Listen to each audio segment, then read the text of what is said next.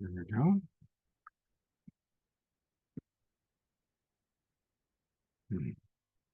We have a little bit of an issue here. Bear with me.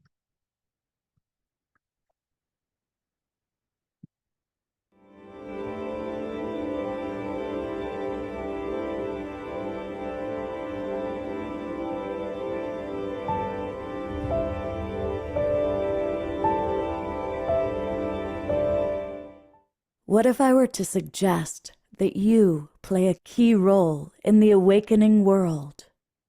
And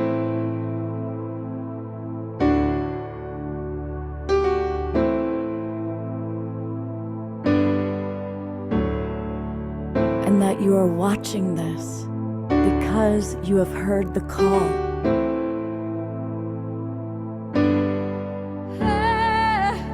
We can start right now by opening our hearts and minds.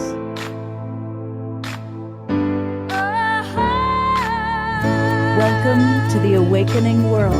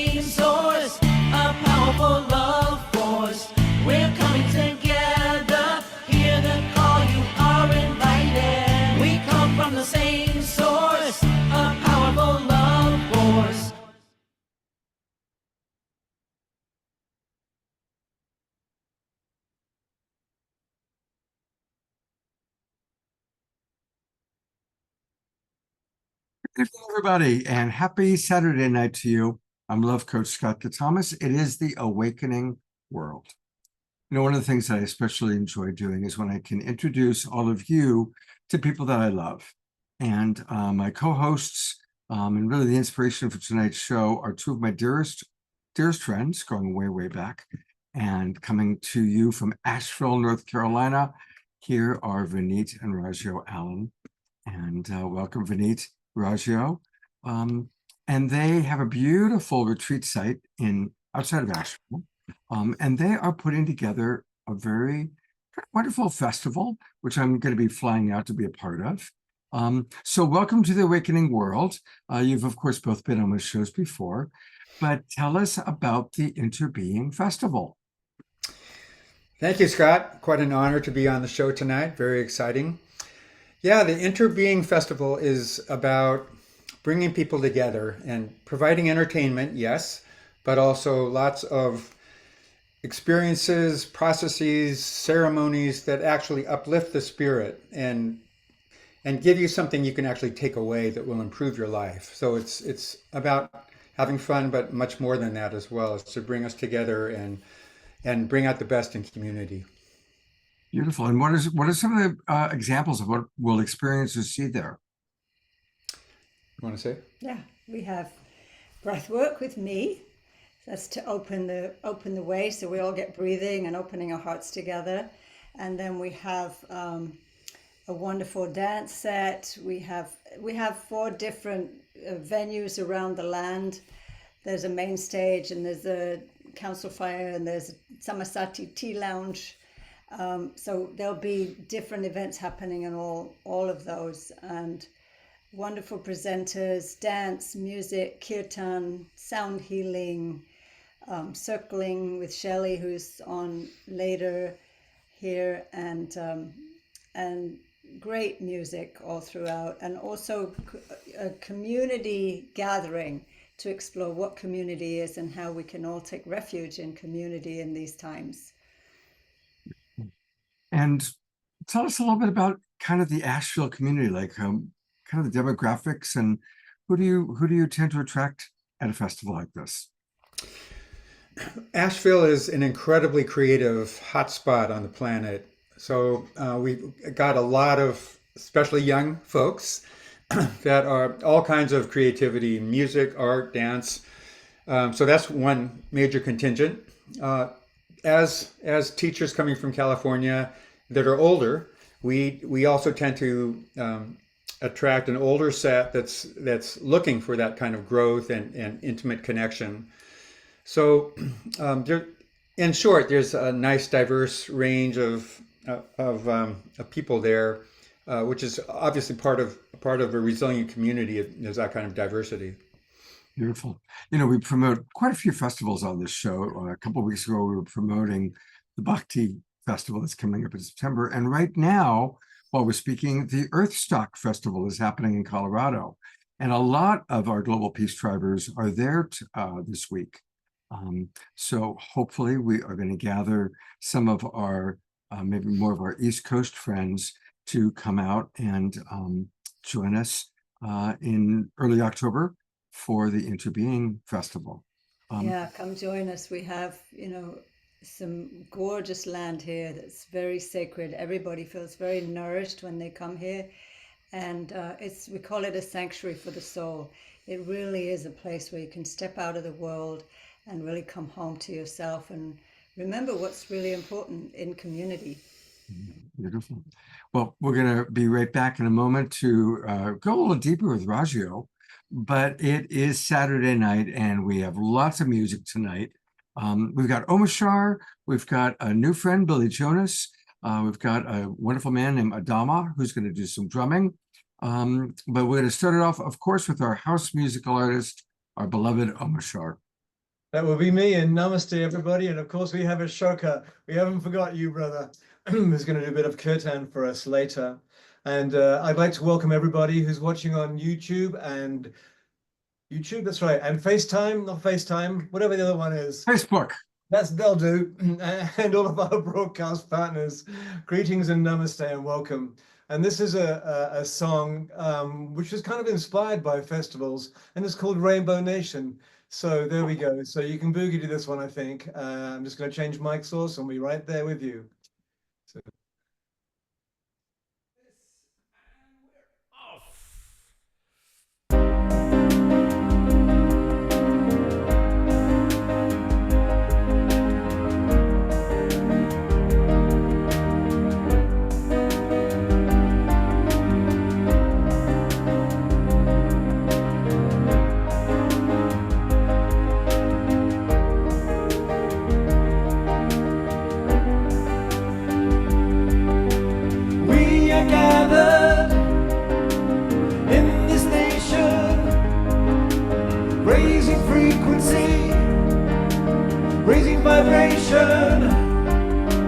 Hearts are open, hands together, loving each other, sisters and brothers. 'Cause what we are is light in form, and light in form will lift us all. So don't give up on walking tall. The time is now, so heed the call and wake up to the light of this new day. Because we are the heart of our world, the light in our world. We are the joy in our world, the love in our world. Showing the colors, Rainbow Nation, higher frequency, higher vibration. Minds are open, love is flowing, lifting each other. Yes, we are growing, because what we are is light in form, and light in form will lift us all. So don't give up on walking tall. The time is now, so heed the call and wake up to the light of this new day.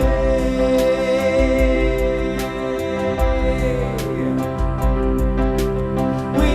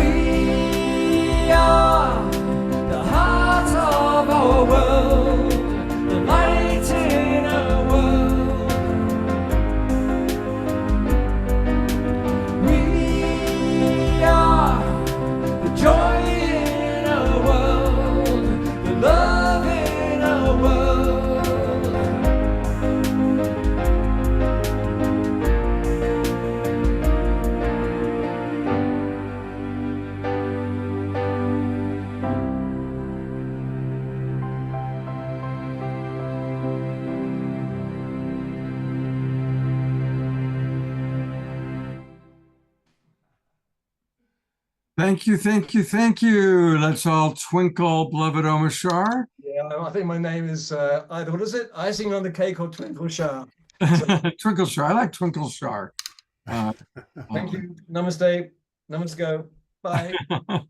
And remember that you can get much more Omashar by going to his website, which is his name, omashar.com. And it's easy to go there. And we scroll down, learn about him, and we go to Bandcamp. And that's where we buy his albums. So I want to encourage everybody to please do that. And for some reason, your Bandcamp link is, there we go.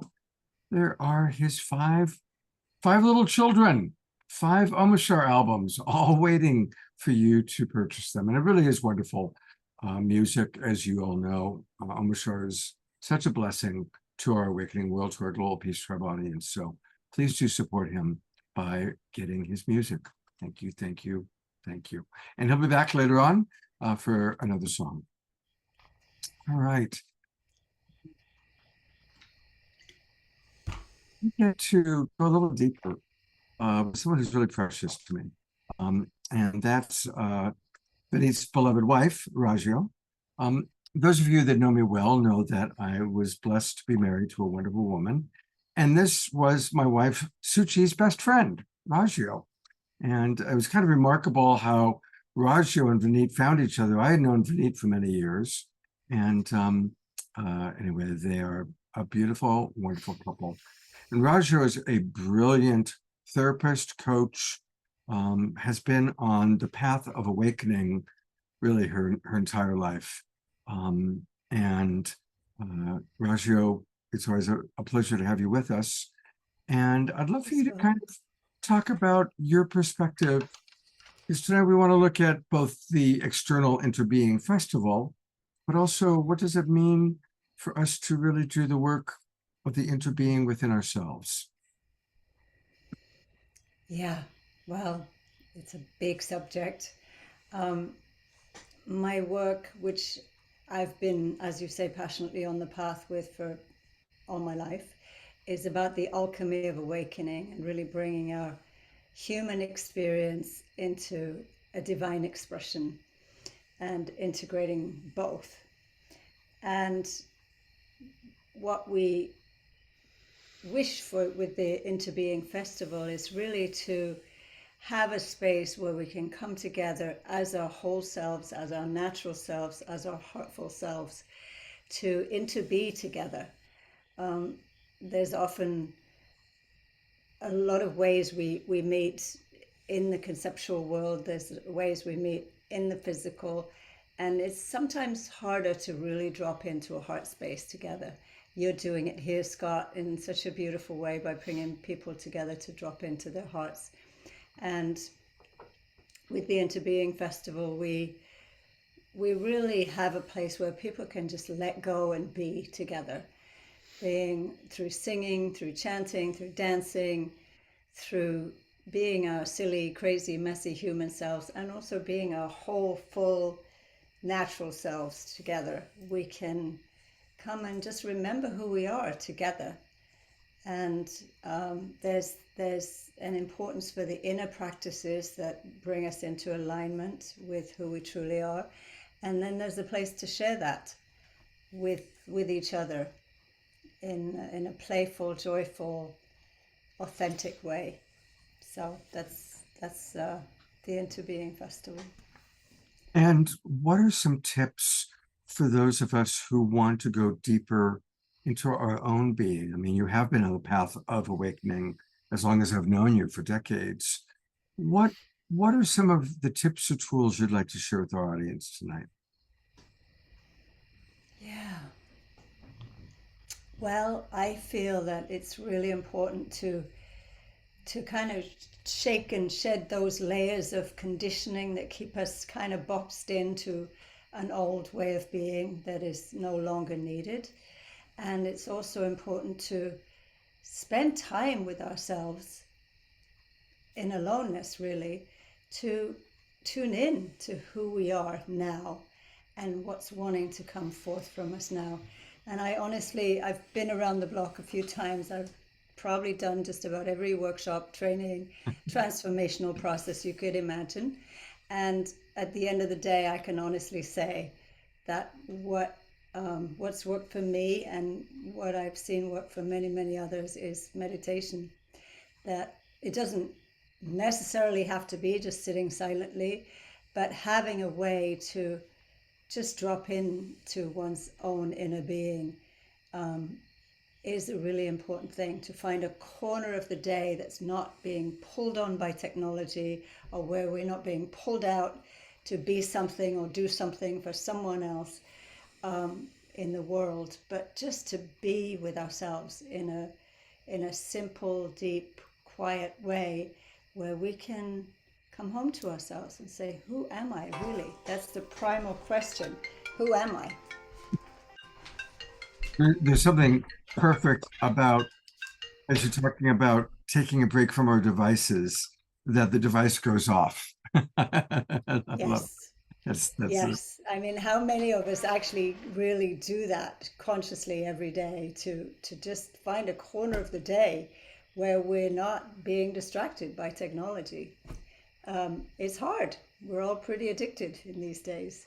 totally. Yeah. And you mentioned, of course, meditation, but there are many other practices that can be a break for people. It can be yoga. It can be a martial art form. It can be playing a musical instrument. Yeah. Because I know a lot of people are put off by meditation because they've tried it and they fall asleep or it doesn't work for them. So would it be okay to say, to have a practice? Absolutely. When I talk about meditation, I don't necessarily talk about just sitting silently and watching our crazy mind for an hour, although that is helpful to just see how crazy our mind is. But having a practice that shifts us out of the ordinary state of consciousness, shifts us into more of a, alternate way of thinking and being. And whether that's yoga or chanting or qigong or tai chi or music or being in nature, they're all very valuable and important. Yeah, absolutely. And when I say meditation also, I have so many meditation techniques that are not sitting silently. They're really about moving energy and getting ourselves out of the box. So that's, and whatever, in the end drops us into more of who we truly are, that we can just come home to ourselves and say, oh, this is what it's like to be connected to myself again. Absolutely. And right now, there's obviously a lot of polarization going on in our country with the election. And do you have any tips for kind of how to utilize some of your tools for people that are really feeling the stress, whether it's the stress of climate change, the horror going on in Gaza, fear of a civil war even? What are some tips or tools that you might suggest for people that are highly sensitive? Because most of our audience are highly sensitive beings. I know you are as well. How to manage that external world stuff that's going on? Well, I would say that it's important to notice that we are being deeply impacted by this. We are all global citizens, and I know that everybody on this show tonight is somebody that longs for a world of peace and oneness. And it's important to find ways of regulating our nervous system so that we are not constantly in the grip of this fear and darkness and divisiveness that is a lot of what's running in our world these days. And I know that in our hearts we all long for a different way, and to find ways of coming back and just remembering that's actually what's most important here, that we are all one in this.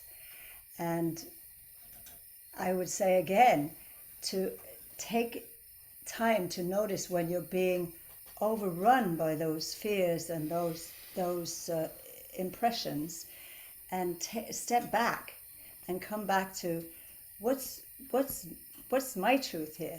What do I want for the world? And then to live more from that place. So that's where meditation and our intention to make a difference in the world come together. Meditation practices, however you call it. Sure, sure. Well, Yeah. since we've got you right up there too, Vinit, since you're with us, what are some of your thoughts also about the same questions I've been asking? What are some of your tools and practices for going within? Well, nature is my go-to. Running or camping out on trails and getting guidance from trees, going in naked in swimming holes wherever I find them. So that's one way, just getting myself into nature. Another would be to take a few breaths wherever I am and go to that place that's spacious and quiet already, even if it's in a busy thoroughfare of some kind. But I know that place, that spacious, quiet place inside is fully accessible. If I intend to go there and I close my eyes, take a few deep breaths, settle into it, and I'm there, and that's enough. Beautiful, beautiful. Any final thoughts you want to share about either the external Interbeing Festival or the work that you help people with, Rajyo? Yeah, I just love it when we all come together with a focus on what we all want to create together.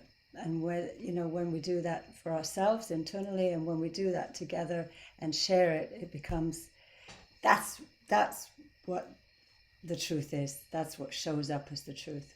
And so I hope, anybody and everybody watching can come to the Interbeing Festival and just take some time for yourself, to retreat, to find a corner of your life, a corner of your day, a corner of your world that is not bombarded by all the external energy, that you can connect with your deepest inner truth, which is love, which is peace. And yes, I'd like to say a couple things about the festival. First of all, the scale of it, because some festivals are thousands of people. This is a much more intimate affair here for about 100 people on 10 acres of land with trails and sacred altars and to explore.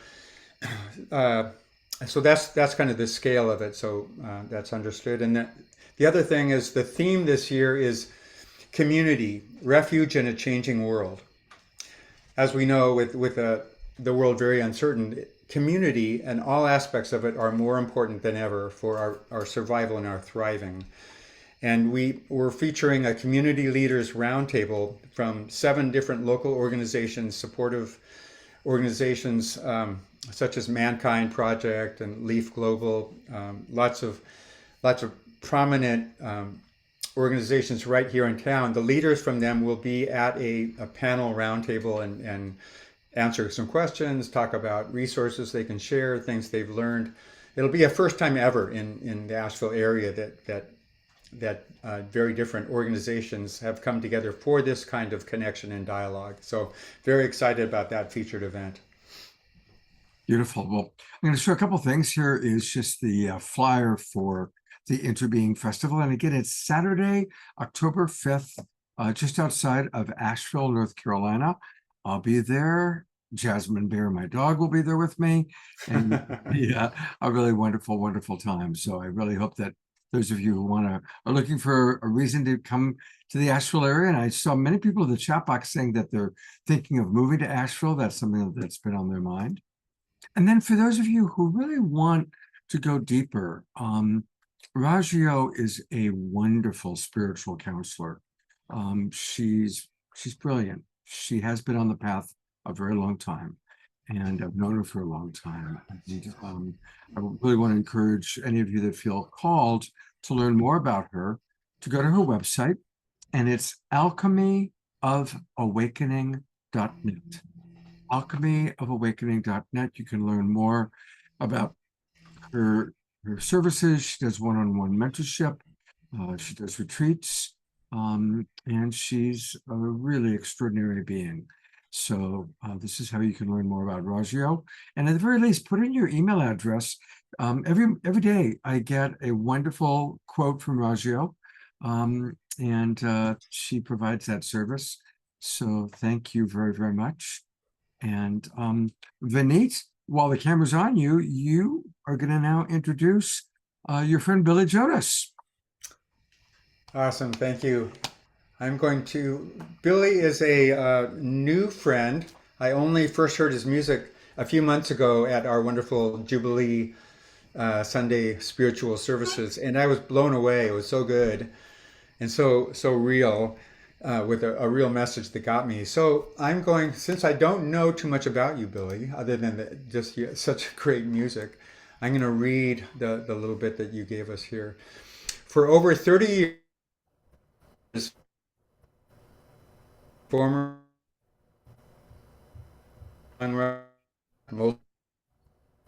list and the art of the neo. He has called Asheville home since 1991. Billy's songs help heal rifts within ourselves, our family. Vinit, Yeah. Something has gone wrong with your internet. You are seriously frozen. So I don't know if you may want to close some programs, or maybe somebody else in the house is using the internet, but you've been fine up until now, but you are freezing up. And so what I will do is, because I have Billy's information here, I'm going to take over a little bit. Hi, Billy. Can you hear me? Can you hear me okay? Yeah, you're good. You're good. Great. And Billy, it's great to have you here. And I guess what Vinay was trying to say is that Billy Jonas is all about bridging the divides through rhythm and song, healing communities in the world. He's been captivating audiences since 1987. I guess he was about 4 years old back then, using voice, guitar, and industrial repercussion. That's instruments made from found objects. I'd love to hear a little bit more about that, Billy. He tours solo as well as with the Billy Jonas Band, records with the interfaith super trio Abraham Jam, and he'll be releasing Bridging Divides, Dreaming the Future, a collection of commissioned and sponsored songs in the spring of 2025. He was honored with an invitation to perform at the White House in 2010, as well as the John F. Kennedy Center for the Performing Arts. He lives in Asheville with his wife, his 9-year-old daughter, and most importantly, 4 chickens and a big garden. Billy, welcome to the awakening world. What a privilege to be here and to see all these bright, shining faces. I loved the dancing. That was so inspiring. I haven't been on a Zoom meeting where that was such a big part of it. So thank you, everybody, for doing that. Absolutely. And what do you got for us tonight, Billy? Let me play a song for you. I did not have to write the words to this, just the music. This is a poem by Rumi. Please give me a thumbs up if you've heard of the poet Rumi before, the Sufi poet. All right, so you'll recognize the guest house here. Oh, I wanted to tell you something before I do this. Yes, please. You'll have to give me some indication if I go off camera, because I can't see myself on the screen on purpose. If you were asking what we can all do to have a better life with all the nuttiness going on around us, you can achieve Zoom enlightenment by hiding self-view. You just go up in the right corner and you click on the 3 dots up there, or whatever, the view, and then there's a little thing that says hide self-view, and you can't see yourself anymore. It's just Zoom enlightenment. Here we go. I can't see myself. This being human is a guest house. Every morning a new arrival. This being human is a guest house. Every morning a new arrival. A joy, a depression, a meanness, some momentary awareness comes as an unexpected visitor.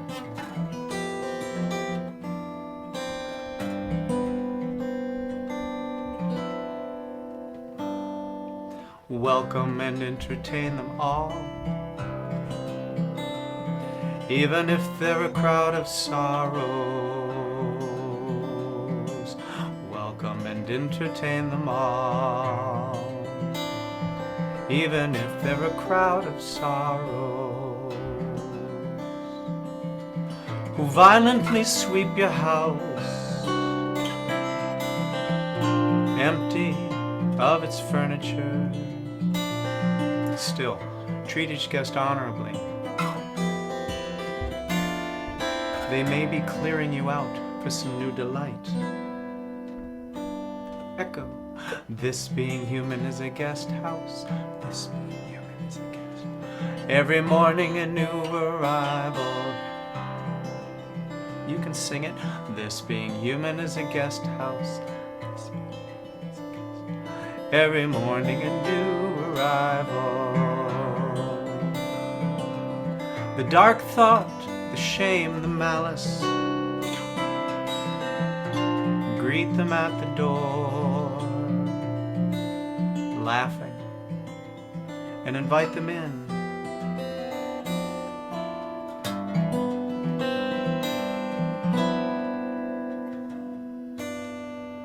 Be grateful for each visitor. Each has been sent as a guide from beyond. Be grateful for each visitor. Each has been sent as a guide from beyond. Help me sing it, please. This being human is a guest house. Every morning a new arrival. This being human is a guest house. Every morning a new arrival.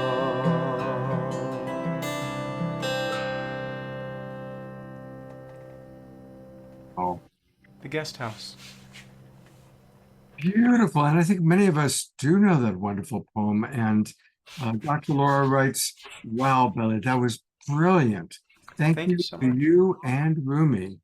Susan writes, beautiful guitar. Pam writes, I love this poem by Rumi. Putting it to music is brilliant. Yeah, I took some of the lines and repeated them. Obviously, Rumi didn't do that in the original, so I hope that worked for everybody. But what a privilege to be able to dive into Rumi's work and to and to find the transmission. I'm sure you know that what comes through it. You know that word transmission. So you dig into the words and then you find something deeper that comes through. And I have to sing that song daily to remind myself of that truth, because the guests come fast and furious and they knock me off my game, if you know what I'm saying. Yeah, absolutely. Yeah. When I come to the Interbeing Festival, I'll be doing songs like that. You know, we talked about my industrial repercussion instruments. I'm going to do 2 guitar songs tonight, but I'll show you. I have my vibra rake here. You can see that. It's an old rake. And then I've got my tin can timbales. And I have a whole percussion setup that I'm not going to play for you tonight, but you can come to the Interbeing Festival to witness it. And it's called an every one man band. What I mean by that is I'll be playing stuff with my feet and my hands, and I'll be singing, and I'll be asking people to participate in a neo-tribal hootenanny, which means voice and percussion and everybody in the band. Every one man band, that is to say. So that's what I do. I do a show for families with that, and I do a show for adults, and sometimes it's all one big happy family. That's what we'll do. And the main thing that we're going for is joy. To me, joy is full spectrum. Joy is the hard part, the joy, the depression, the meanness, you know, all that stuff that Rumi talks about, the dark thought, the malice. Finding a way to embrace that and move through it without splattering those around us with it, and finding a way to access the ecstaticness that comes from embracing all that. Please remind me I said all that, because I have to be reminded every day. And, yeah. Shall I keep talking? I don't know. I'm on a roll here, but Billy, if you are on questions- a roll. Yeah. Absolutely. Yeah, yeah. I'm Well- loving your energy and your spirit, and our audience is also relating to you quite beautifully. Well, thank you. Yeah, and I believe that what Vinit and Rajyo are doing is a beautiful initiative, trying to get people together to be inhabitants of their selves, deep inhabitants of their selves, because that's where peace begins.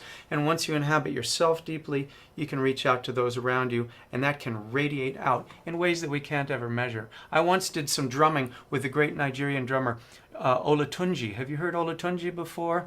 Babatunde Olatunji came from Nigeria in the 50s, and he just made the world explode. Anyway, we were all drumming, and he said, "Stop! Stop what you're doing! You have no idea what you're doing!" And we thought he was criticizing us. And then he went on to say, "The drumming you're doing here might be healing someone on the other side of the world." Wow. And the truth of that came through to everybody. And then we drummed again, and we were all totally in sync, which we weren't before he stopped us. And so that's what I think the Interbeing Festival is going to be about, getting us in sync with ourselves so that we can be in sync with each other and with the great beyond. Beautiful. Well, I'm going to read some of the comments from our audience, and then we're going to take a look at your website. Dia Therese just wrote, "I am swept up in delightful appreciation of Billy, his unique and sensitive gift." Yes. So thank you for that. Trina Joy writes, "Every Saturday, a new entertainment, new music, and new awakening. Thank you, Billy, Scott, and Rumi." Grace Denise writes, "Embracing it so we don't splatter it onto others." And Ayada writes, "Babatunde!" with exclamation marks. So clearly she knew of him. I'm going to take people to your website, and Yeah. remember it. It's his name. There he is. It's billyjonas.com, BILLYJONAS.com. And that looks like some pretty fun looking people. Anything That's you want to direct people to? Well, there's a contact button. Please click on that and sign up to hear from me. You can choose to hear from me with my once every month or 2-month newsletter. It's not too long, or you can hear from me less often from that. And then I'll be able to let you know when I'm in the area. I was just out in Seattle. Who knows when I'll be where you are? And I'm in Asheville right now. That's where I live. And I also have a new album coming out, which was mentioned before. It's called Bridging Divides, and that'll be on my website. It'll be broadcast to the world via my newsletter in probably April 2025. So please stay in touch with me, or send me a note. Just let me know what you're up to. Instagram is good too. All right, good. And we are going to see you in a little while. We're going to be back on the show in a little bit. Yes. So, Billy, you're beautiful. Thank you so much. Oh, likewise. Yeah. All right. Well, that's a wonderful start to the show. And Vinit, I'm back on camera with you to introduce your friend Shelley. Vinit. Thank you. So I've known Shelley for a few years, one of our first friends here in Asheville after we had moved. We find her really warm, really open, really funny, and really engaged in everything that we do here. She is a professional attorney who's trained extensively in trauma recovery, and she integrates ancient wisdom with modern practices, fostering authentic, empathetic connections in all relationships. And I'm so excited about her circling session that she's doing for the festival. Thank you, Shelley. Thank you, Vinny. Yeah, it's really great to be here. Thank you for including me. So I think that for starters, I'm just going to really invite everyone to take a deep breath.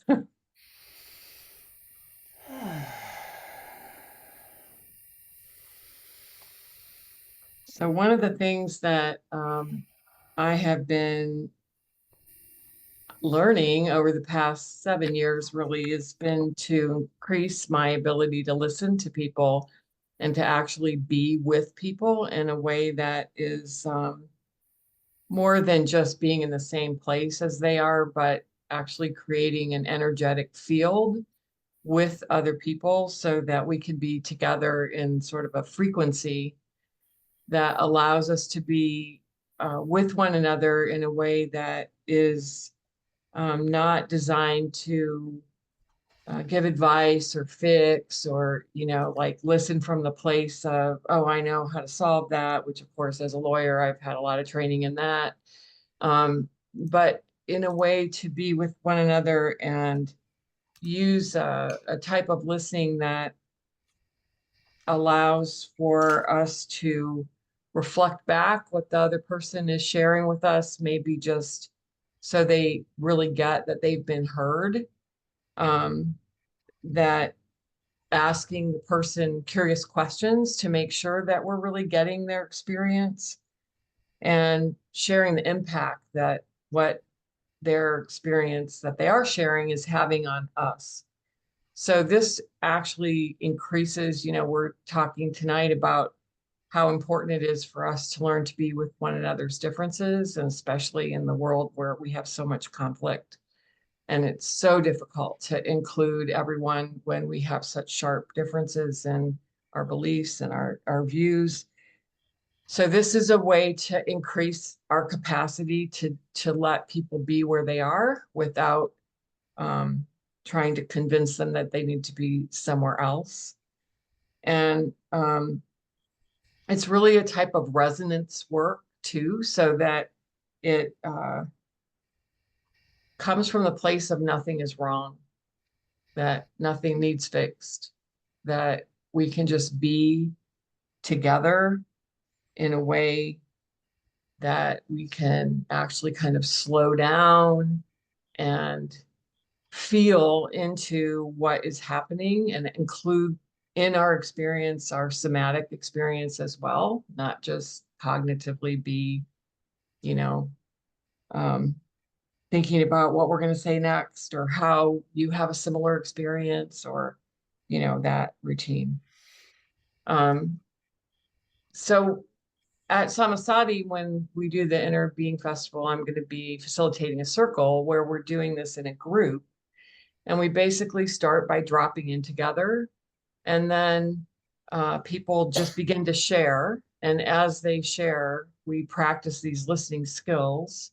And if anybody gives advice, that gets interrupted, not in a shameful way, but just a reminding way of, boy, we want to maybe fix each other sometimes, because it's so hard to be with the feelings that come up when you're listening to someone who's really in pain or who's really struggling with something.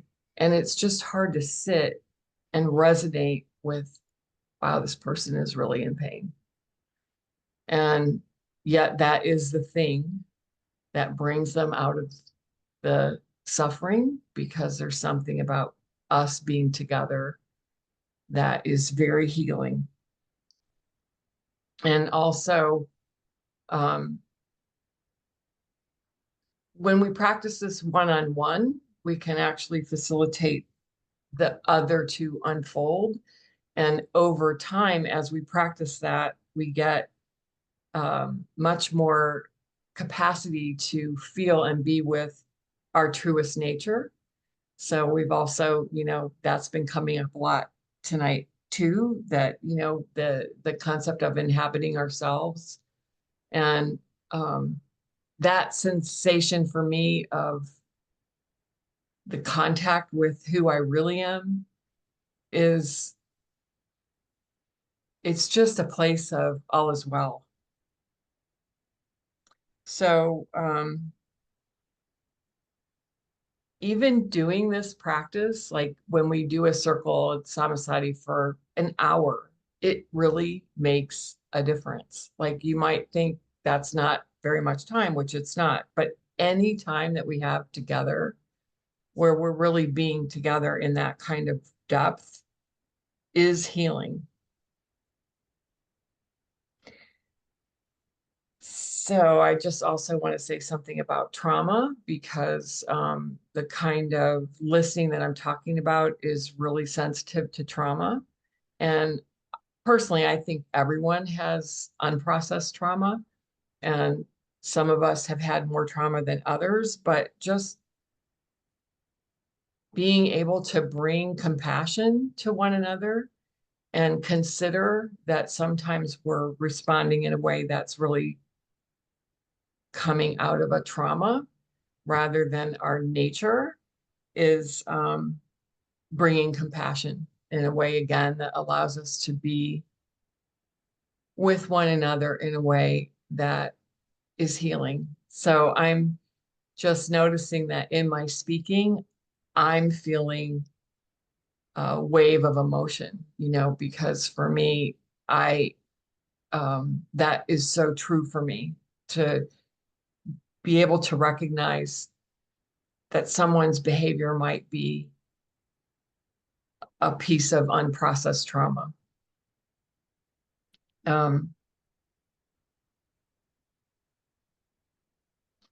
I'm just reading a question in the chat. Go ahead and read it out loud then, Shelley, so you can respond to it. Okay, thanks. Trauma work has become more center stage lately and largely discussed and practiced in various ways for good.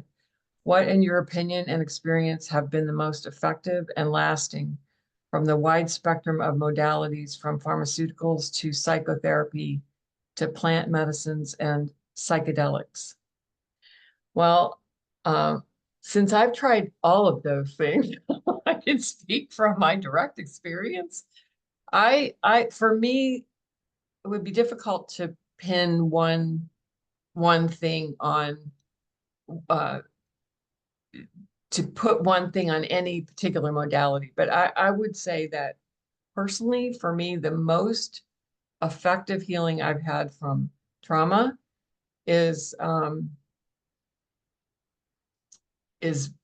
what's called like a memory reconsolidation, where you're actually creating an energy field with another person who's sensitive to trauma, and then activating the nervous system that is similar to the trauma, and then reconsolidating the memory.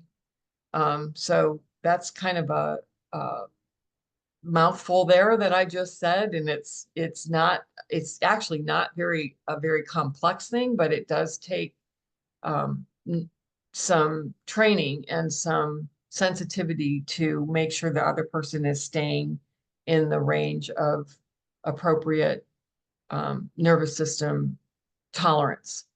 And for me, I'm not into pharmaceuticals, of course. Why I just don't, I guess, trust pharmaceuticals, but plant medicines and psychedelics, I would say, certainly impact the capacity for me it has impacted the capacity to honestly believe that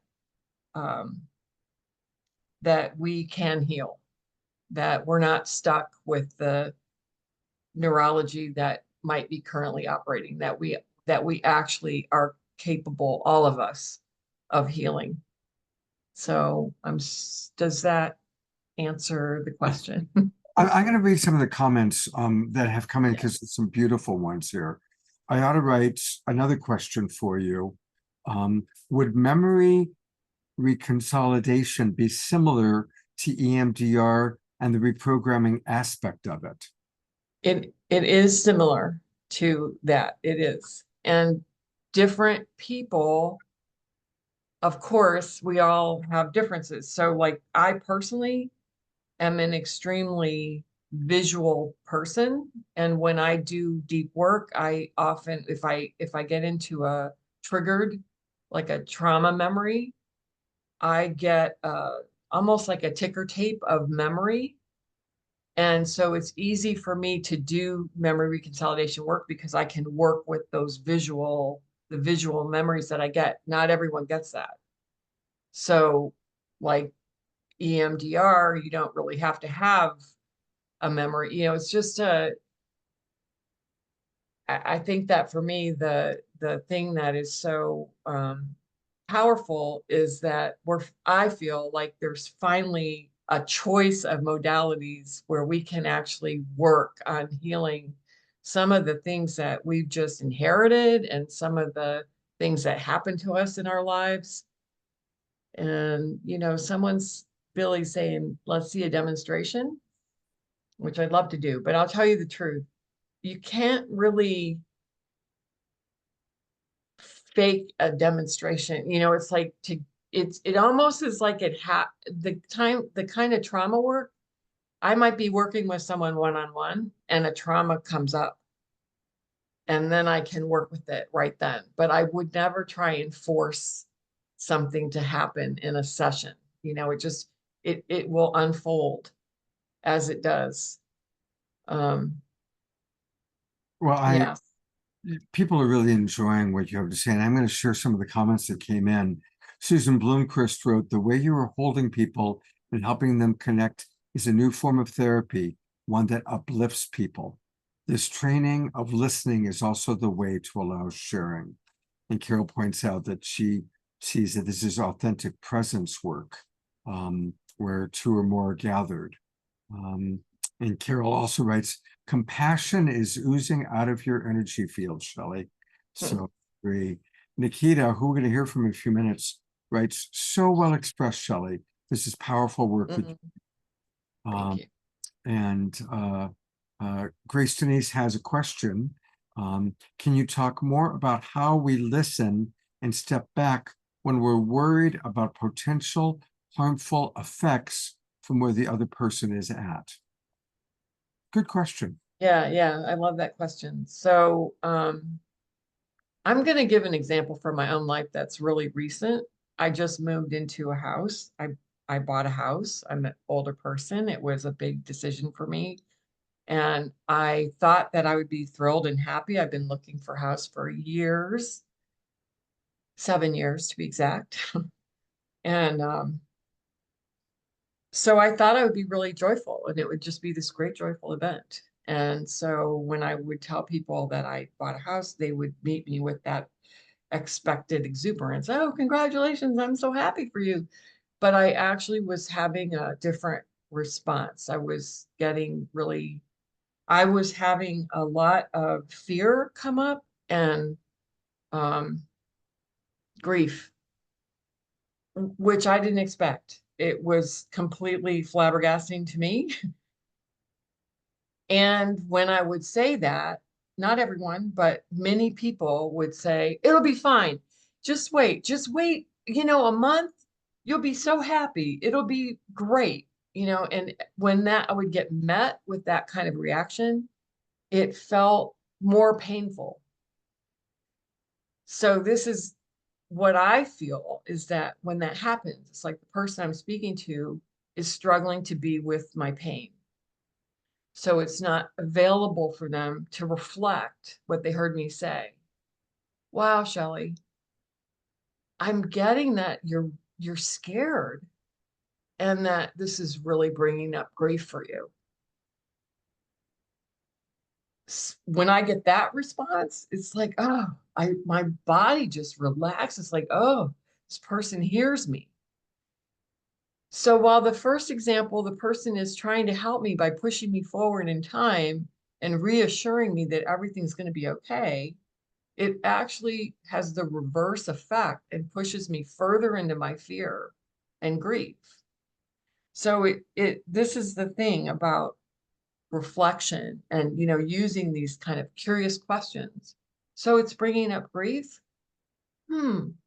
Say more about that. Let me know you. Give me space to unfold. So this is an example of reflecting, asking curious questions, or sharing impact. When I hear you say that you're scared and you're in grief, I notice that I feel really sad. And I'm wanting good things to happen for you. This is like a completely different vibrational frequency than, "Hey, a month from now, you'll forget you were scared and everything will be great." Uh, so yes. So the question, what was your grief about? That would be a great question to do a session on, like to spend an hour exploring, what is that about? Because the truth is, I'm curious about it.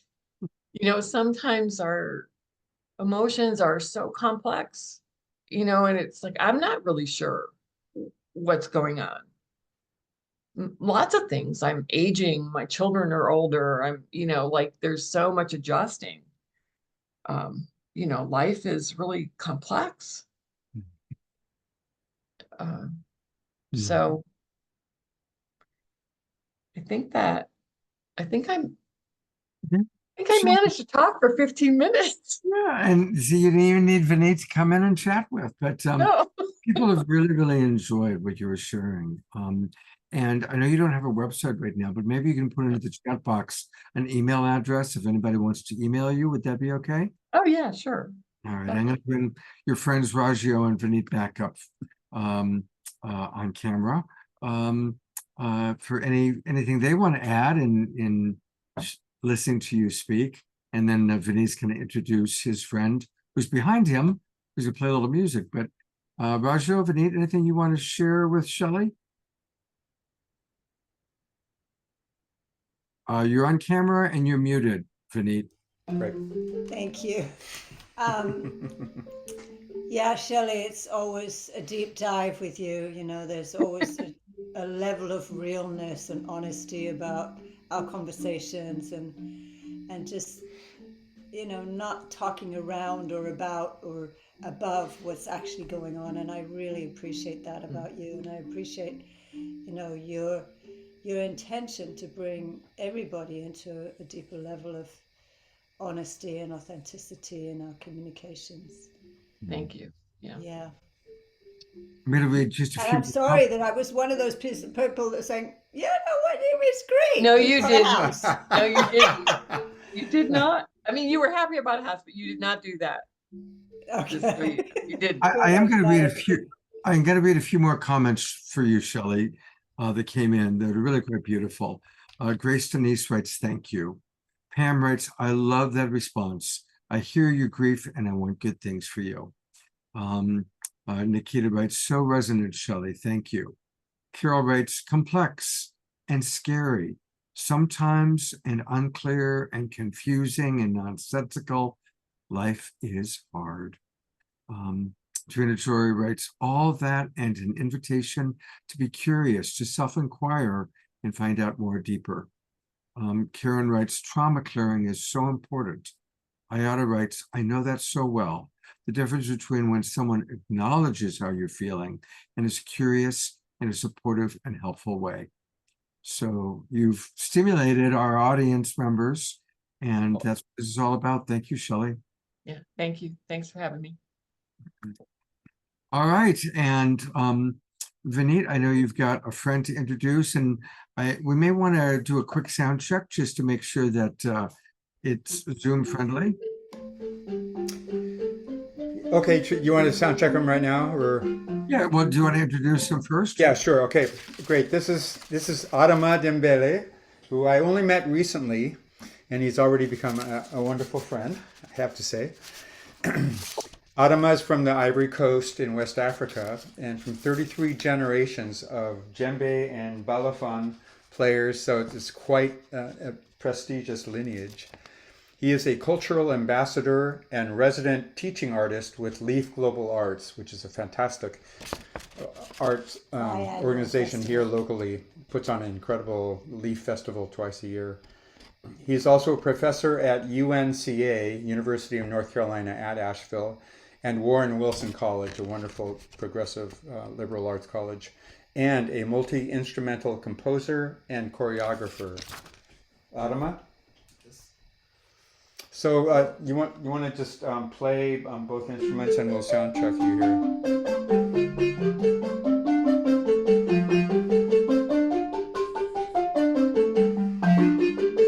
And the drum. How was that? It sounded good. Omashar, anything you want to add? Omashar? It sounds great. Awesome. Okay, great. This may be too loud, so I might not play too much. No, it's good, Adama.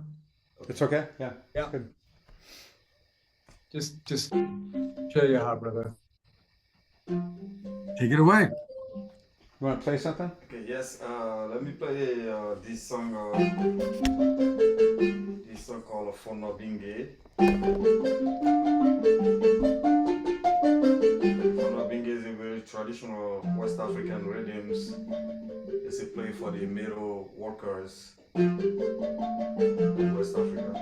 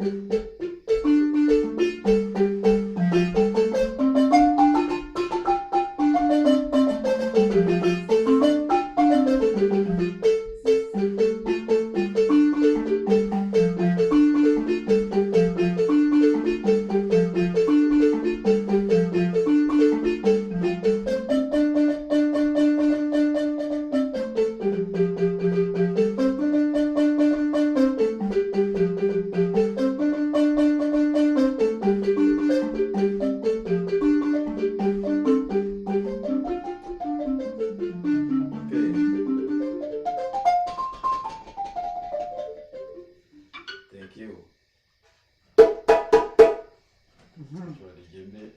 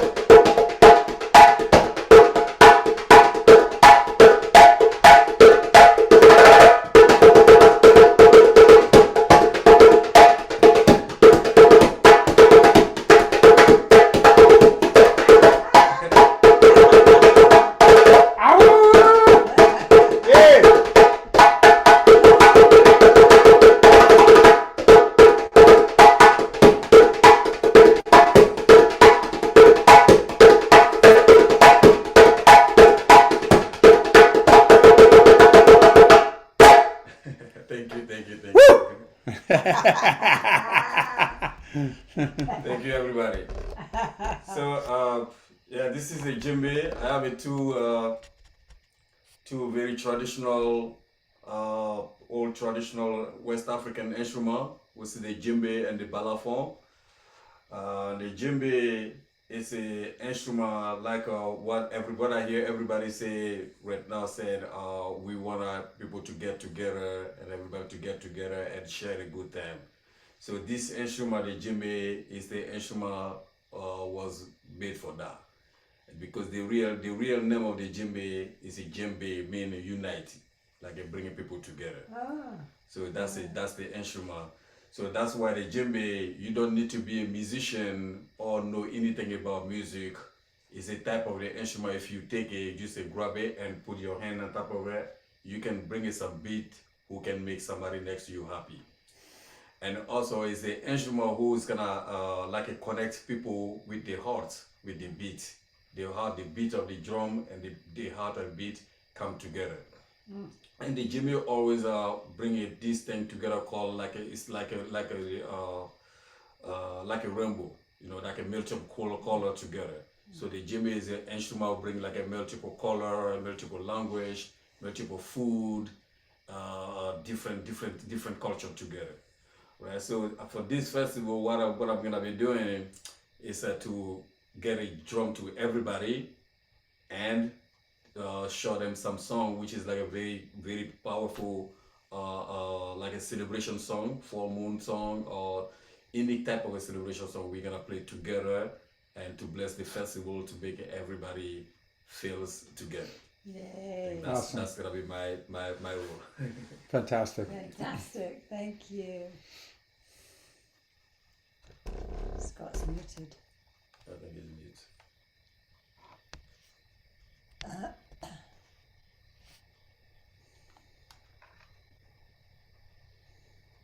He's mute. Scott, you're muted. Somebody was asking if it's that first instrument that you played, someone's asking if it's entirely made out of wood and if it's handmade. Yes, the djembe is made out of wood. And balafon. the balafon is like one of the balafon and the djembe is the instrument for my family. Yes, so those two are the instrument I grew up with.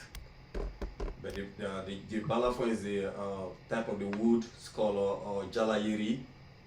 So it's a big piece of the tree, same like the djembe, and they have to cut the piece of the tree like one small piece, and all the piece give you like a different keys before they even put on top of it.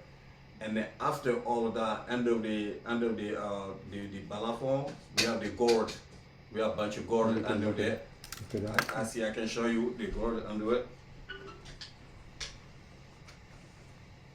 Wow. So you see, those are all different. Wow. Those are all gourd. Wow. From the small to the big one, and they all give you like a different sound. Wow. Yes. Incredible. Yeah, Thank you for picking that up and showing us that. That's incredible. Yeah. It's a handmade. Every no machine touch it. Everything is made with the hand, and then from the A.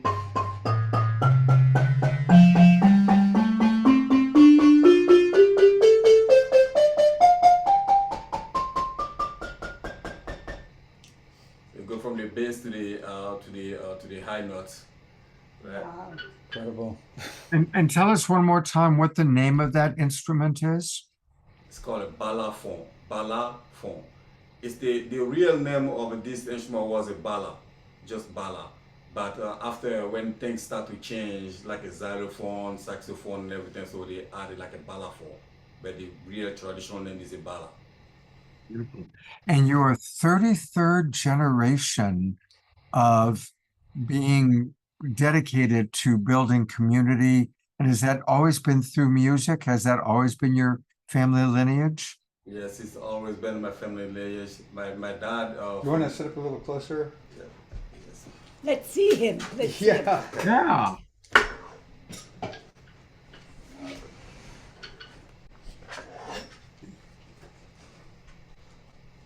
There he is. That's better.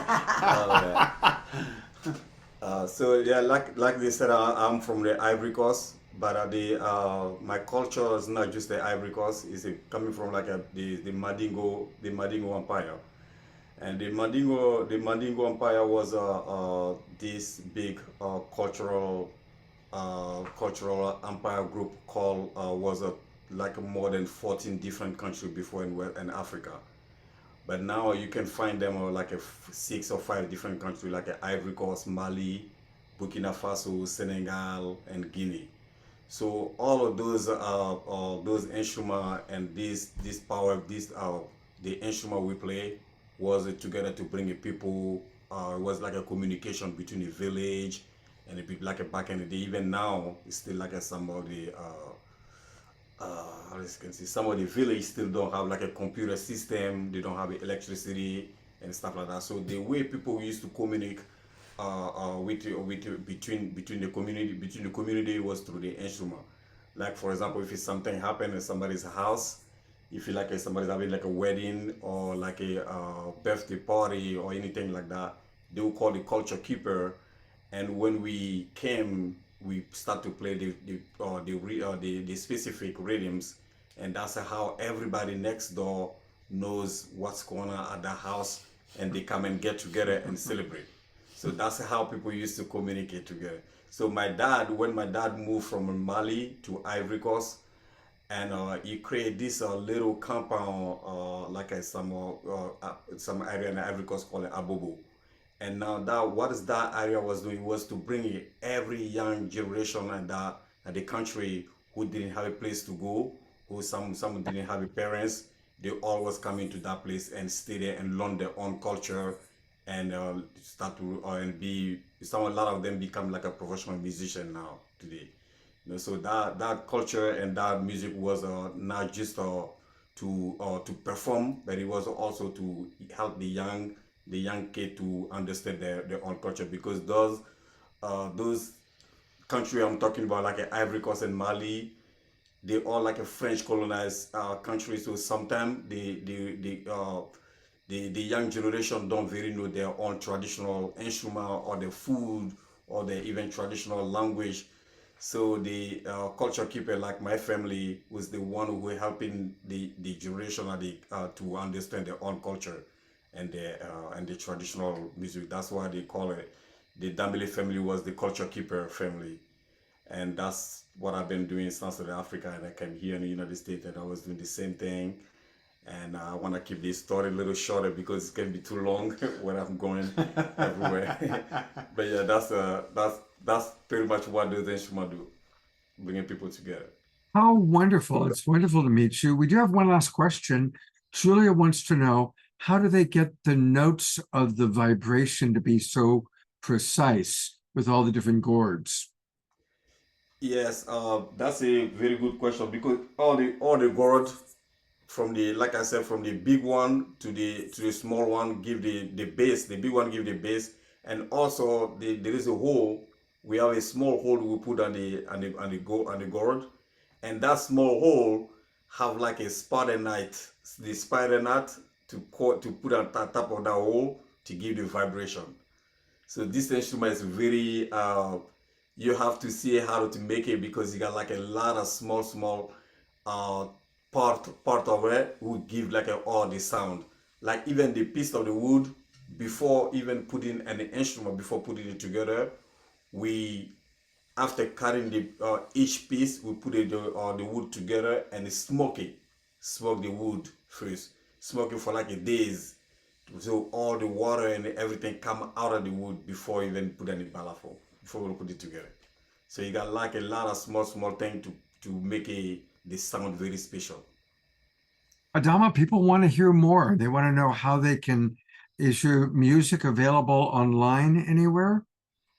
Yes, mostly I'm with Leaf. So if you go to Leaf website, which is the leaf.org, you can find me on there, or you go to YouTube, Adama Dembele. You can find a lot of my music on YouTube, or Spotify, Adama Dembele. I got my CD and stuff on top of it. So that website is theleaf.org, THELEAF.org. The leaf or just leaf? The Leaf. The Leaf. All right, and I'll take a look and I'll find you on YouTube and I'll put that into the chat box as well. Adama, what a joy to meet you. Thank you so very much for being with us. Thank you very much. And I hope everybody understands everything I said. People understand everything I said? Yes! Yay! Success! Fantastic. Thank you so much. Thank you. Wow, well, that was fun. And I look forward to meeting him when I'm in Asheville in October.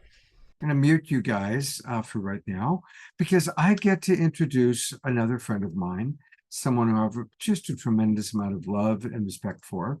And this is Nikita Gehring. Some of you who have been with us for a while have seen Nikita on the show before, but it's been a little while since she's been with us. And Nikita is the founder and creator of I Am Mantra, which began way back in 2009 and now reaches over 260,000 people in 80 countries.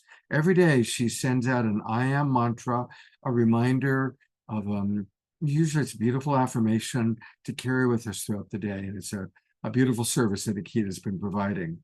Originally born in Australia, she moved to the United States in 2004, working for a nonprofit peacemaking organization, and began her coaching of individuals and groups back then. She has facilitated many events, including just did a big event for Patricia Robles's big event in Tucson, I believe it was, last week. She's an extraordinary coach, teacher, And what a blessing to have you with us tonight.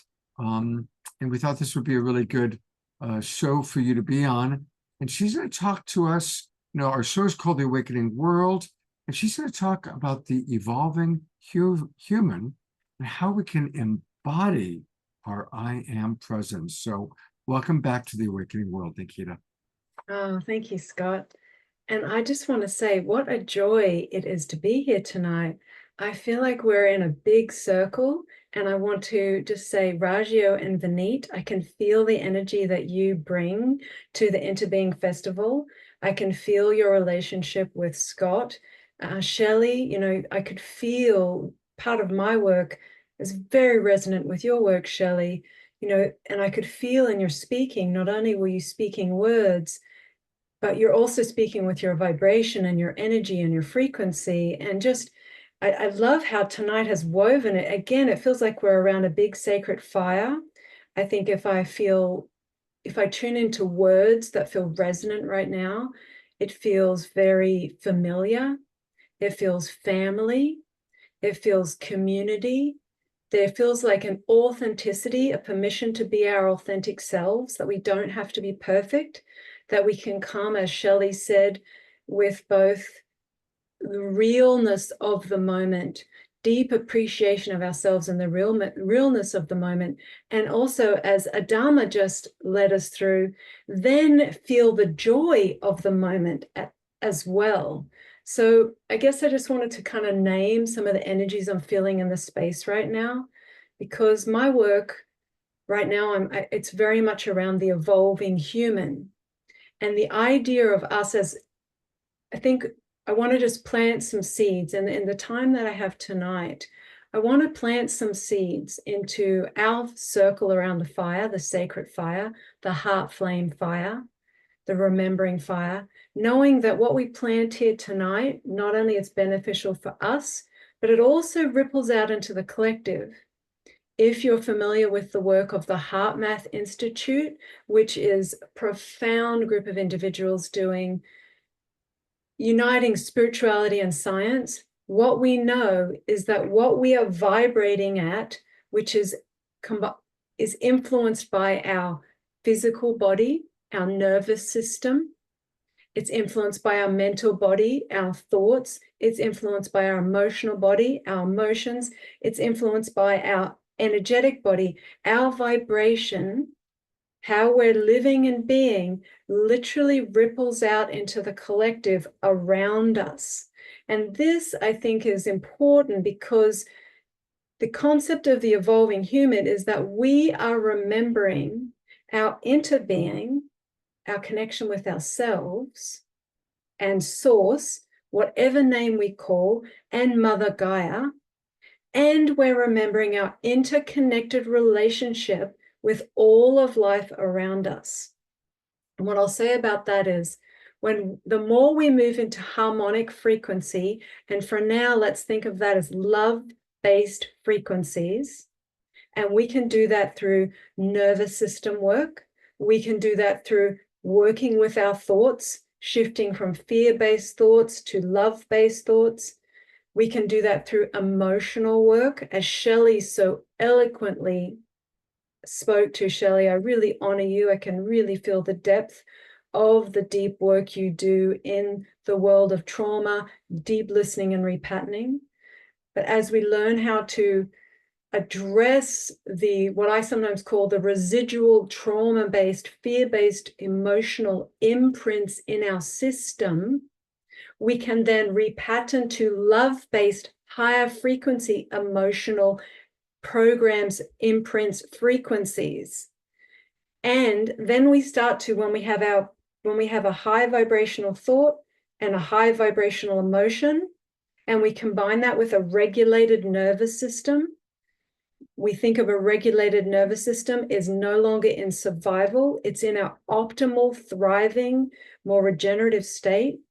As we combine these elements, then it's like we come online in a whole nother way. As Rajyo said so beautifully, it's like we're coming home to ourselves in a whole nother way.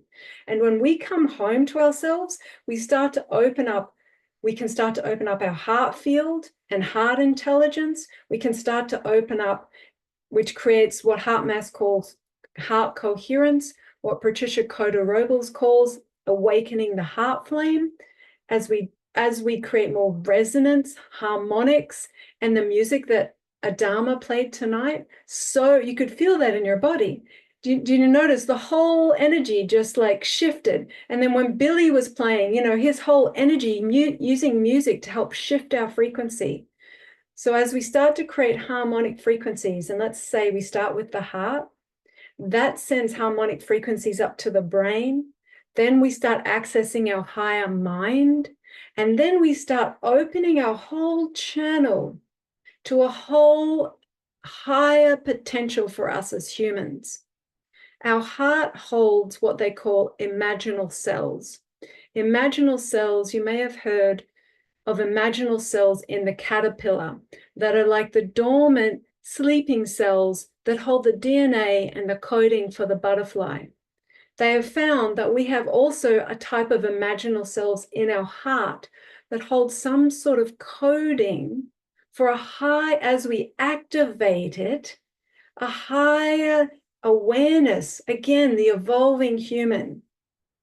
We also know that science says we currently use 1.5% of our DNA. More traditional science says the other 98.5% of our DNA is called junk DNA. But what we know in our hearts and souls, nature doesn't have any junk. Everything is interrelated. Everything has a divine design. Our bodies, the way we relate, the fact that we breathe out carbon dioxide and the trees breathe it in, and that trees breathe out oxygen and we breathe it in. We have a divine design. And so as we start to remember this divine design, we start opening, so back to the junk DNA. So I would say more pioneering scientists like HeartMath Institute, like Dr. Joe Dispenza, Bruce Lipton, their concept is that that other 98.5% of DNA is a library of potentials. A library of potentials. 98.5% of our DNA is waiting for us to remember more of our greater nature in harmonic frequency with self and harmonic frequency with the world around us. And I'll just finish. I'll finish with a couple of thoughts. And this is I'm so grateful to be in this circle around the fire tonight. And my final thoughts are that when we learn to shift from fear-based patterning in our nervous system, in our thoughts, in our emotions, in our energy, we start to activate more of our love-based frequency. And this is a lot of the work that I do in my clients and in my upcoming masterclass, is learning how to do what I call whole system alignment, learning how to shift the physical, mental, emotional, energetic bodies and realign them back into a harmonic love-based frequency, and through that start to open to our higher potential. I think it's important for us as evolving humans to remember that humanity is not done, that what's going on in the collective right now is a massive wake-up call to shift from survival and fear to love and thriving, and that each of us here and those watching the replay, we know that we have a part to play in this transformation right now. And how can we help the transformation, the birth of the new earth? It's through us. The new earth isn't birthed around us. The new earth, the conscious earth, the sustainable earth, the peaceful humanity is birthed through us in each and every moment. We are the change. We are the change. We have the power. And it's so important, if you're near Asheville and you can get to the Interbeing Festival, go be with the community. Be one-on-one. Having just come from an event where I got to immerse myself with 500 people, where we got to be together and eye to eye and breathe together and laugh together and cry together. It's so powerful. The concept, and I know Shelley's probably very aware of this, the concept of coherence and co-regulation. Shelley, I believe you talked about that. As we start to raise our own vibration, we literally send out, like a tuning fork, like music, higher frequencies into the field. And that helps all those around us start to feel those higher frequencies, and it starts to move and activate things in them. And I'll just say one final thing, because I'm so passionate about this topic. So I'll say one final thing.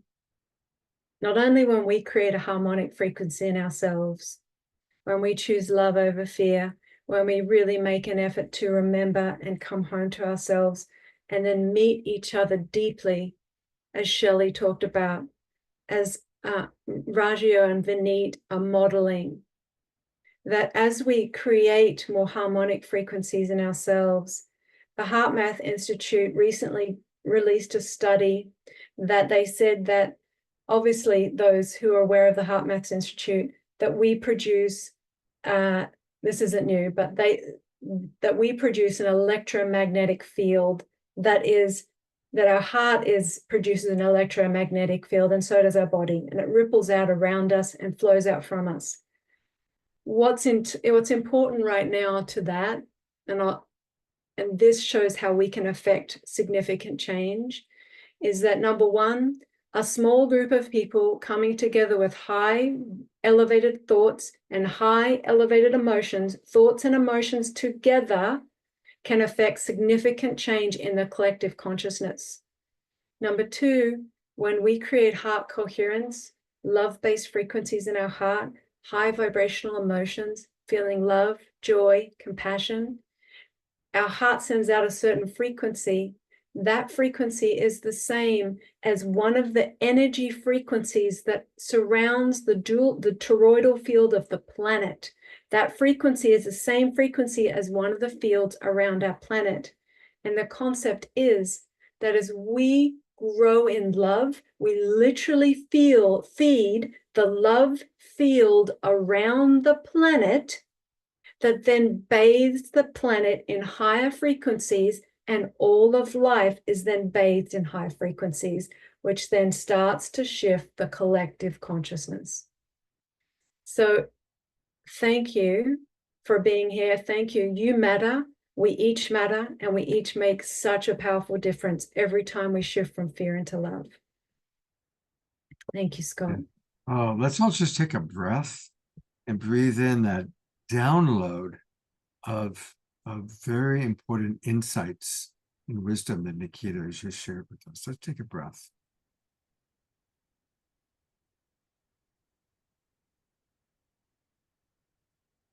And Nikita, there's a lot of comments coming in that I'm going to read to you. I'm going to remove myself, and we're going to look at you as you get to hear what people have to say.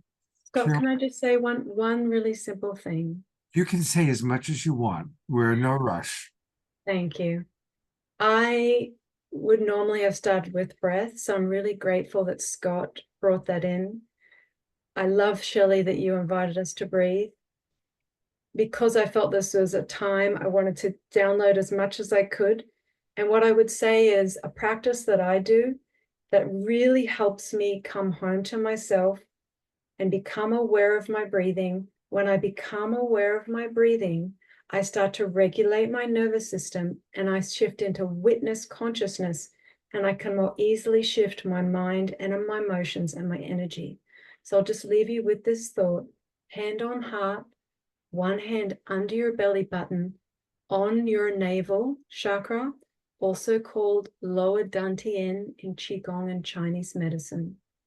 And just doing this throughout the day and breathing down into your body in a calm, relaxed way, releasing tension and letting your body soften and open. So hand on heart, hand on under the belly button, and breathe down into the body and release the stress and allow yourself to kind of come home to yourself. So thank you, Scott. I appreciate that. Thank you. And maybe you can demonstrate that while I read all the comments that are coming in towards you. Carol Craig wrote, I've been enjoying your I am mantra every day since you were on the show previously. Maximum grace, Nikita. Pam writes, Nikita, I always appreciate your beautiful and heart-opening words and presence. Carol writes, yes, absolutely. This is a big sacred fire gathering together a few times per week for 4.5 years now. Omashar points out that today's I am mantra was, quote, I am attracting everything I need and require to heal, blossom, and expand to my greatest potential. Beautiful. Reverend Jeffrey writes, beautifully said, very vibrant flow and alignment. And Susan points out that what you'd said previously, that it's our favorite metaphor here, talking about the caterpillar into the butterfly through the imaginal cells. Ayada writes, that's amazing and such good news that we have imaginal cells in our hearts. The implications of that are incredible. Susan writes, kind of like spiritual rolfing. Welcome back, Eleanor Joy. Susan continues, the reason I like this theory is because the individual person can affect change just by feeling love and peace. And Rajyo and Vinit said, yes, this is such good news. Eleanor Joy writes, this is so profound. This little bit that I just got, I came in just in time for supreme wisdom from Nikita. Carol writes, I felt that high vibrational frequency this week in the DNC, and it's a joyful experience that lifted me up more than I can remember in recent time. Omashar writes, beautifully shared wisdom, dear Nikita. Shelley writes, thank you so much. I felt your every word. Thank you for reminding of us all that we matter. There's still more. Ayada writes, Nikita, I love and resonate with everything you've shared here. So aligned with much that I feel and sense. In particular, the growing sense I have that our response to such distressing situations as the wars in Ukraine and Gaza can and need to become one of focused love for all involved. I know that's not a new concept, but I sense that right now on the planet, we're on the threshold of this new consciousness, and the more of us dedicated to this, the faster things will transform. Grace Denise writes, thank you for this uplifting wisdom. Mara writes, thank you so much for the suggestion with the breath work. Ayada writes, yes, absolutely. The DNC was a love fest. And finally, Ashoka writes, well of wisdom, Nikita. You've touched our audience beautifully.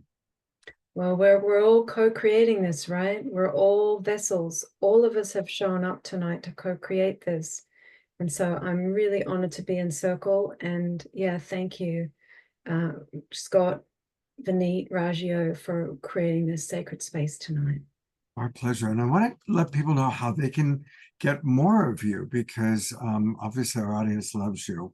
Her website is, of course, iammantra.com. iammantra.com. Click there, and that's where you can get the get on to receive her I Am Mantra daily, or put your name and address in there. I already received it. But she is starting a human masterclass starting in a couple of weeks on September 15th, the Evolving Human Masterclass. Tell us about this, Nikita. So this is something I'm very inspired about. It's going to be an 8-week immersion with a really beautiful group of people. And we're going to go through some of the concepts that I talked about. We're going to address the physical body, the mental body, the emotional body, the energetic body, the spiritual soul body. We're going to work with neuroscience. We're going to work with nervous system. We're going to combine spirituality and science. We're going to work with super conscious mind and the quantum field. It's just such a passionate topic. So if you're interested, please go and if you to my website, and if you have any questions, there's a form and you can send me an email. Fantastic. Thank you, Scott. God bless you. Thank you so much, Nikita. Thanks for God bless you. Ah, wow. What a lovely evening we're having as we sit around the fire and listen and learn from each other. Isn't that beautiful? And I love that analogy. Thank you so much. Well, We recently, when we had our Bhakti Fest show, we had the opportunity to meet a beautiful man. Oh, whoops, I'm ahead of myself. We're going to go to Billy Jonas next. So I apologize. I was suffering from premature evaluation.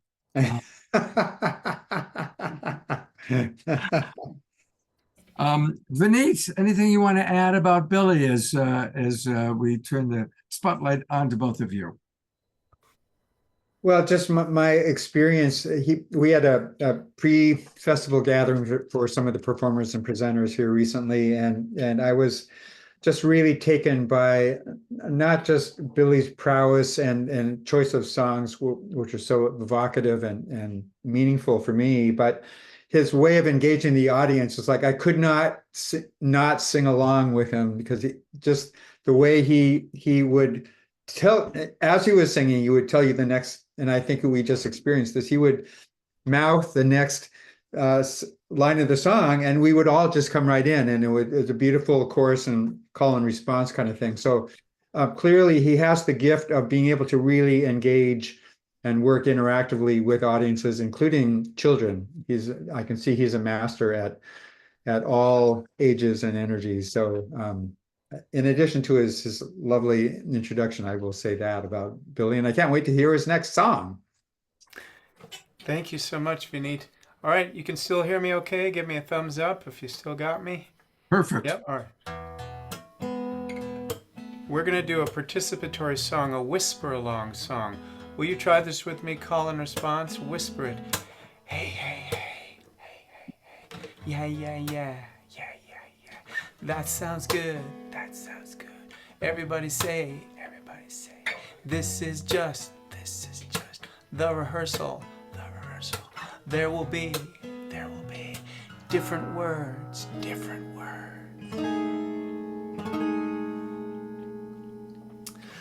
God is in the child's eyes, see them wide, wondrous wise.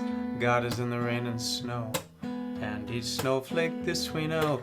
God is in the trees and air, the rocks, the birds, the bees, the bears. And God is in the clouds above, God is in each act of love. God is in the oceans deep, some say God goes there to sleep. God is in the mountains high, whistling a lullaby. God is in the darkest wood, God is in your neighborhood.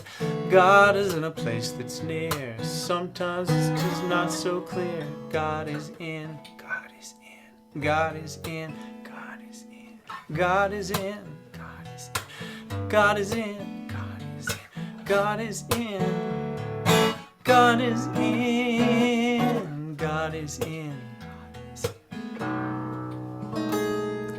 God is in your strangest pleasure. Some say God is into leather. God is into body piercing, in your nipple, lip, and nose ring. God is in your new tattoo, your scars and birthmarks too. God is in your brand new nose, your control top pantyhose. God is in the latest fad, except bungee jumping, that's dangerous and bad. God is in your cellular phone, God will not leave you alone. God is in the internet, wondering who's not there yet. God is in Vogue and Spin and Rolling Stone, 'cause God is in, God is in, God is in, God is in, God is in, God is in, God is in, God is in, God is in, God is in, God is in.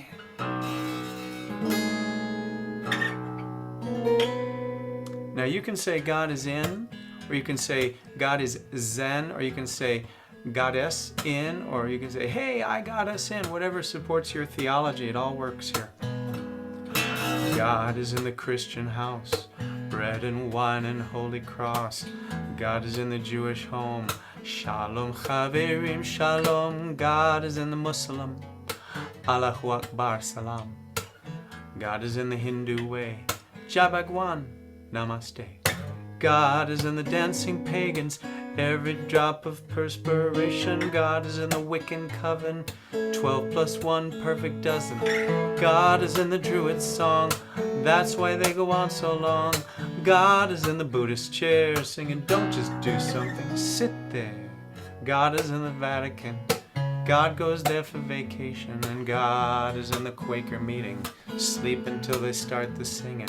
God is in your guru. How do you spell guru? G-U-R-U.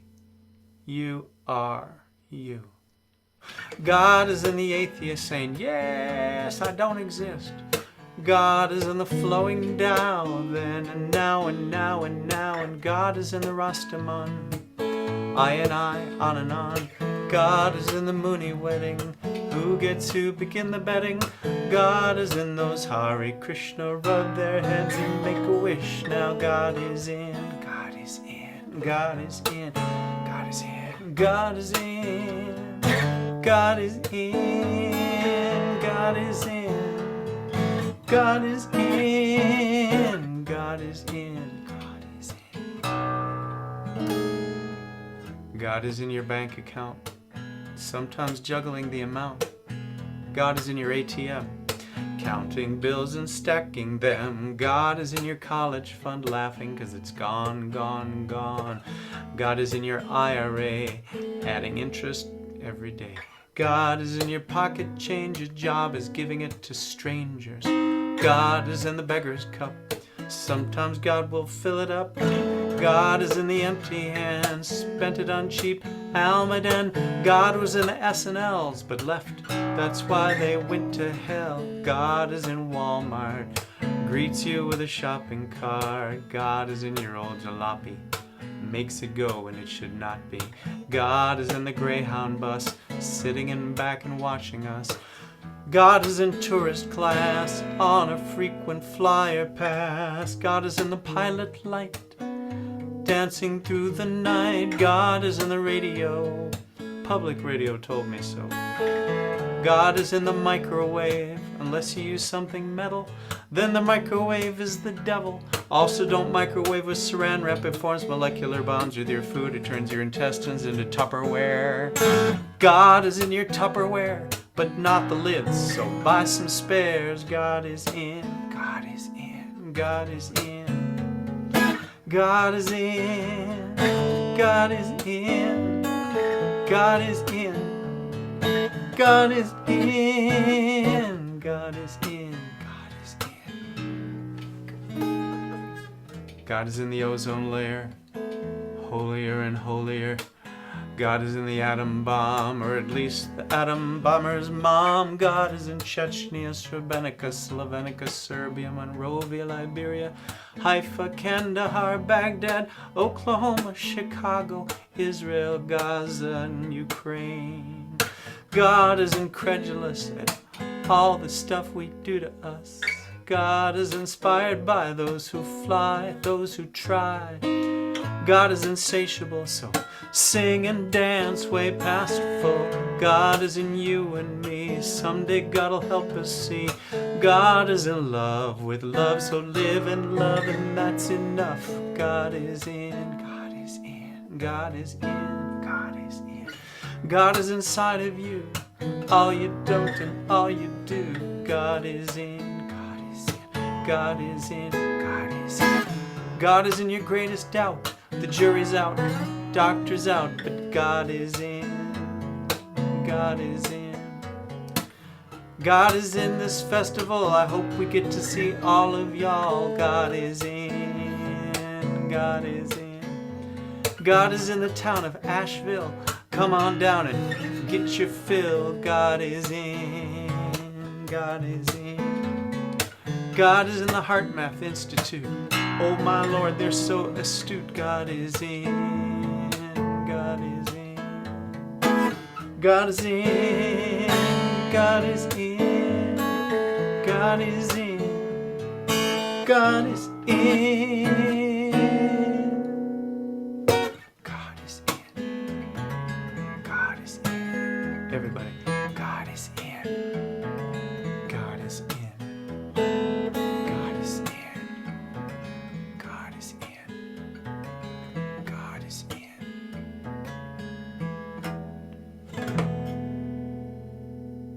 God is in.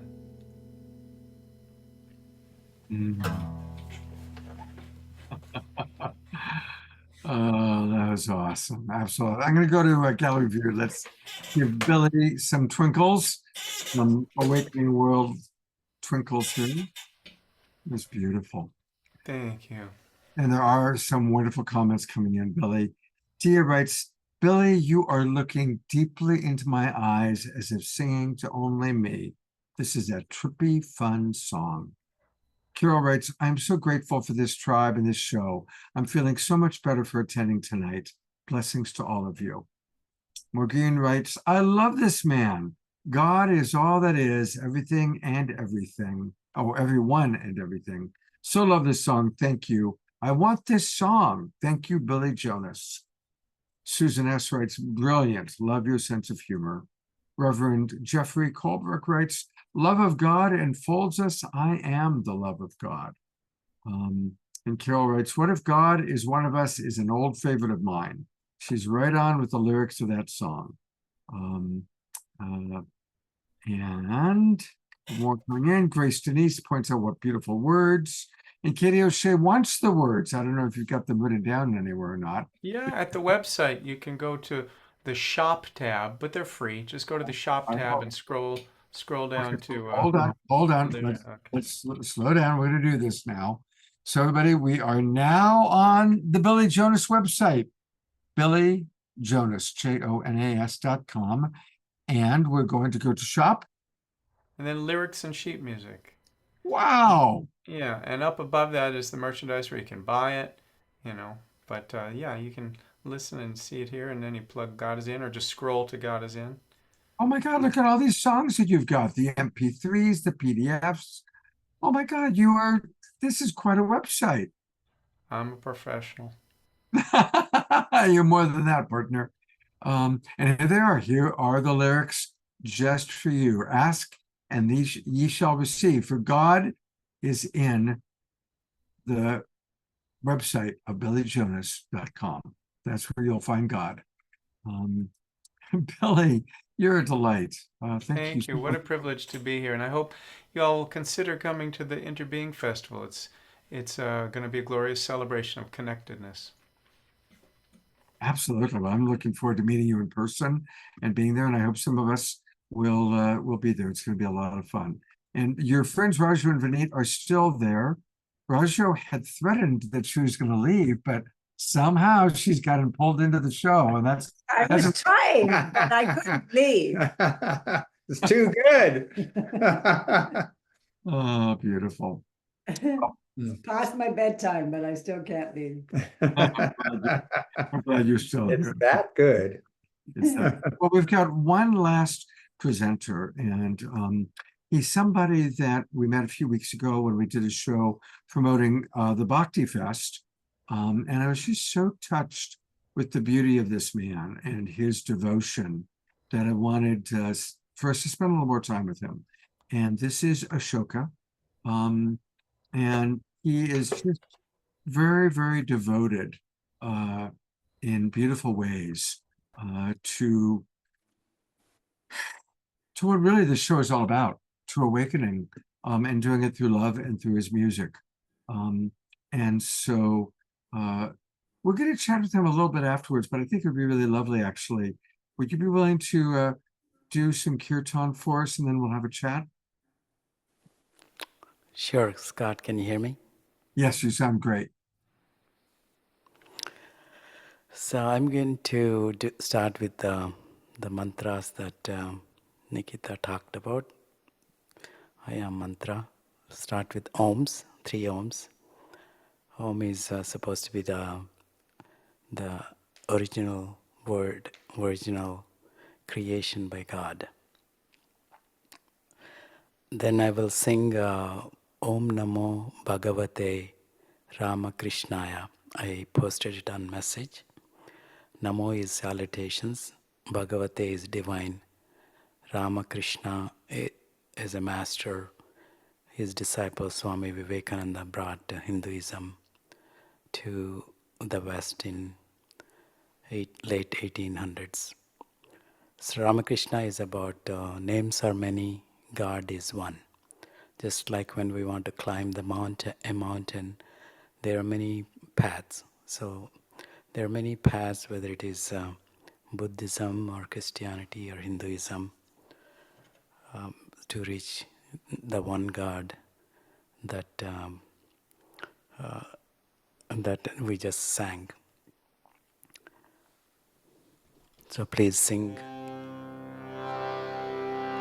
Also, this is call and response. I'll be playing my CD, and that was produced in India.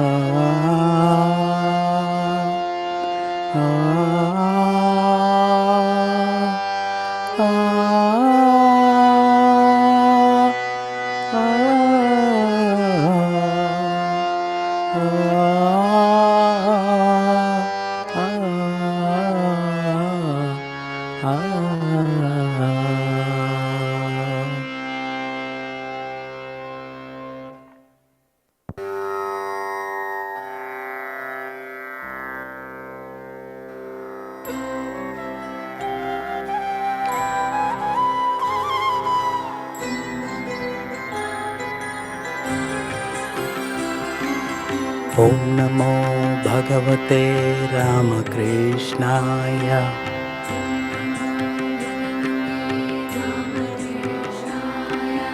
Om Namo Bhagavate Ramakrishnaya.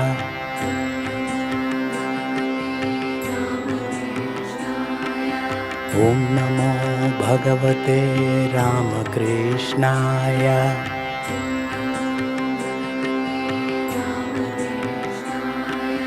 Om Namo Bhagavate Ramakrishnaya.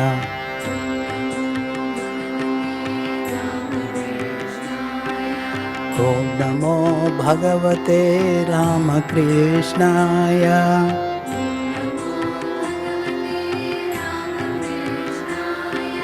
Om Namo Bhagavate Ramakrishnaya.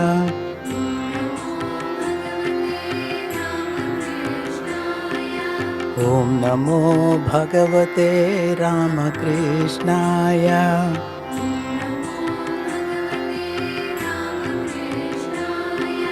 Om Namo Bhagavate Ramakrishnaya.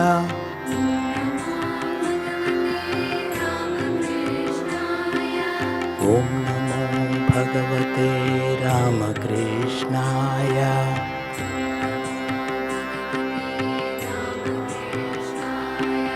Om Namo Bhagavate Ramakrishnaya.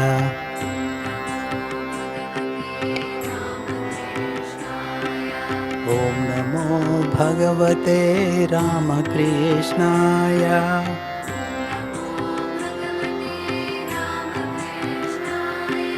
Om Namo Bhagavate Ramakrishnaya.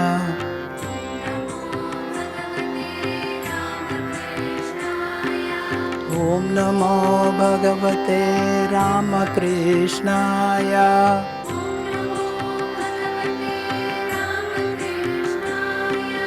Om Namo Bhagavate Ramakrishnaya.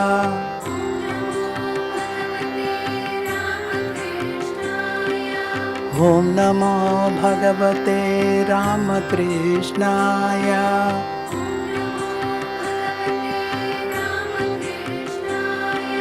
Om Namo Bhagavate Ramakrishnaya.